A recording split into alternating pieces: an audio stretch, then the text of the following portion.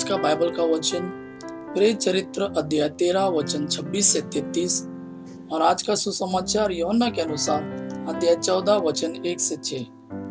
प्रेरित चरित्र अध्याय 13 वचन 26 से 33 तक। भाइयों, अब्राहम के वंशजों और यहाँ उपस्थित ईश्वर के भक्तों, मुक्ति का यह संदेश हम सबों के पास भेजा गया है।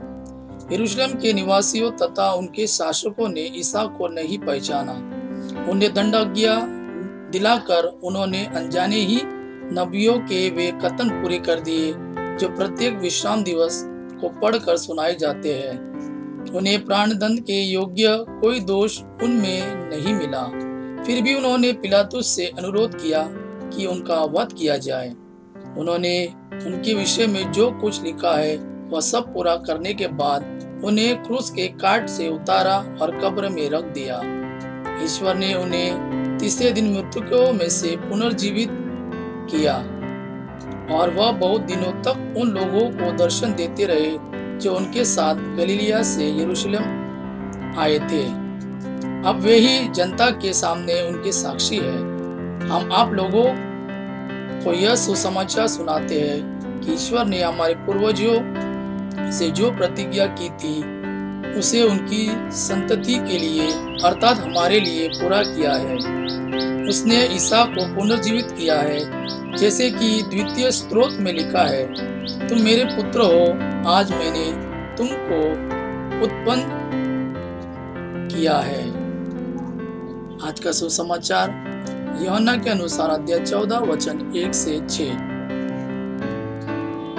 तुम्हारा जी घबराए नहीं, ईश्वर में विश्वास करो और मुझ में भी विश्वास करो। मेरे पिता के यहाँ बहुत से निवास स्थान हैं। यदि ऐसा नहीं होता तो मैं तुम्हें बता देता, क्योंकि मैं तुम्हारे लिए स्थान का प्रबंध करने जाता हूँ। मैं वहां जाकर तुम्हारे लिए स्थान का प्रबंध करने के बाद फिर आऊंगा और तुम्हें अपने यहाँ ले जाऊंगा, जिससे जहाँ मैं हूँ वहां तुम भी रहो। मैं जहाँ जा रहा हूँ तुम वहाँ का मार्ग जानते हो। थॉमस ने उनसे कहा, प्रभु, हम यह भी नहीं जानते कि आप कहाँ जा रहे हैं, तो वहाँ का मार्ग कैसे जान सकते हैं? ईसा ने उनसे कहा, मार्ग, सत्य और जीवन मैं हूँ। मुझसे होकर गए बिना कोई पिता के पास नहीं आ सकता। ये प्रभु का वाणी है। प्रभु को धन्यवाद। आप पिता की महिमा और पुत्र यीशु का प्रेम आप पर सदा सर्वदा बना रहे। आमीन।